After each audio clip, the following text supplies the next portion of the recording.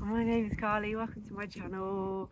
My phone is currently up in a tree and I have my dog trying to throw sticks at me. I just wonder if the phone is going to stay there. I need to move it a little bit. I think it might stay. If it doesn't, then it doesn't. So I wanted to make a video today on a tip on how to get your mental health back in check, and this is probably one of work gloves. This is one of the biggest things that actually helped me to start my healing journey. And basically it was this saying that I used to use as well. So it was like, you want to get to your mind before your mind gets to you in the mornings. So this means that when you're meditating in the morning, you want to make sure, like, there's meditating in the morning, that's all cool, but then it's the way that you go about it. So you want to make sure that you get to your mind before your mind gets to you, which means for some of you out there, if you're waking up but you know you're not properly awake but you're kind of awake, and you haven't even opened your eyes yet and your mind is already chatting to you, you want to nip that in the bud. You want to get to that way before I got my little Ruby dog just staring me out and wanting me to throw these sticks. So you want to get to that before, and through getting to that and creating space between you and your soul and the essence of you and your mind who is just chatting to you, that is the absolute key to starting it. So like when I started, I would meditate, but my mind had already kind of like got to me first, and it was like, la la la la la la la la la la. Have you thought about this? Have you thought about this? What about this person? What about that? What about this? What about that that happened yesterday and last week and the month before and blah blah blah blah.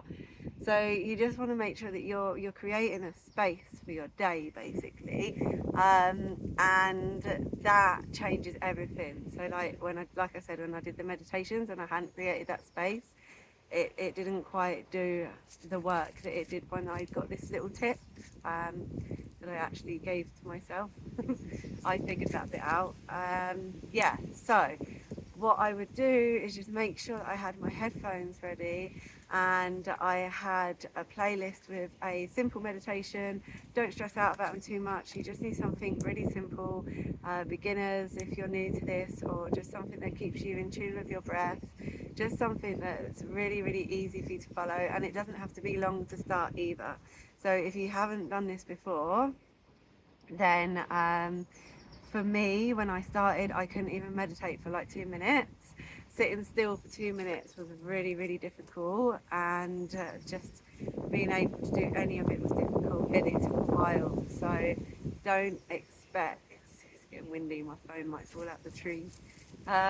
Don't expect like miracles in one sesh, do you know what I mean? Like, persevere with it, but also it takes at least 21 days for your mind and programming to reprogram, and for it to become like a habit within you and start actually taking effect.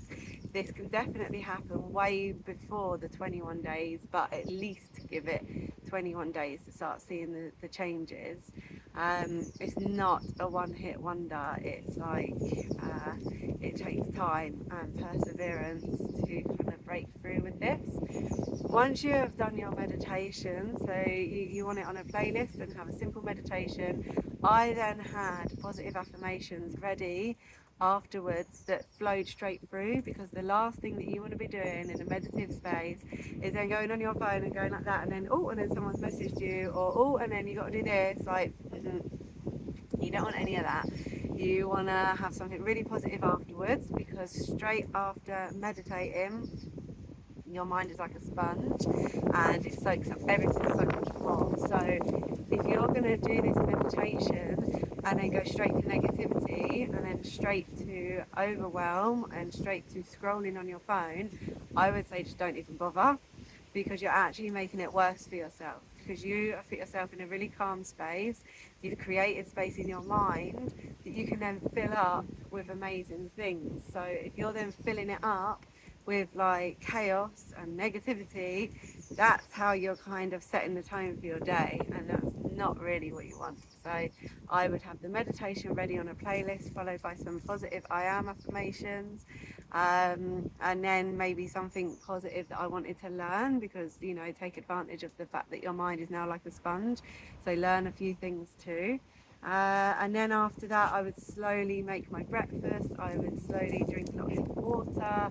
I would make sure I was hydrated. I would drink celery juice and do all the beautiful things after that, and journal maybe. And for at least an hour, I wouldn't go near my phone. So if it means getting up a bit earlier, then you may have to do that. Obviously, if you have young children, this changes too. You have to find a way to adapt. You can possibly get up a little bit before them, or maybe you could even involve them in this as well. Like, kids love this kind of stuff. You can find meditations that have a story in them as well, so it's like they can actually follow the story, and then just get them to draw some beautiful things afterwards, which you could then do with them too, if that flows. Your kids, so they may or may not be able to join in, but just trying to work around your life and them, and possibly being able to merge it together. I haven't had kids yet, so I don't know the complete answer, but I will be having a child soon, so I will then be able to explain how I will be combining this whilst having a child around too, and give some tips with that on the next part of my journey with that. So yeah, I just wanted to explain that. That is very, very important to get to your mind before your mind gets to you, basically, and then follow it with a beautiful morning routine, whichever way, shape, or form that you choose. And it may be yoga as well. It doesn't have to be I am affirmations or journaling. It's just a couple of the tips that I kind of used. And then I did go on to yoga and that as well. But eventually, my routine changed from meditation first to yoga first. But if you're in a place where you're not doing yoga at the moment, and your mind is just like a monkey mind all over the place, this is a good way to get to your mind and make sure that you can set the tone for the day.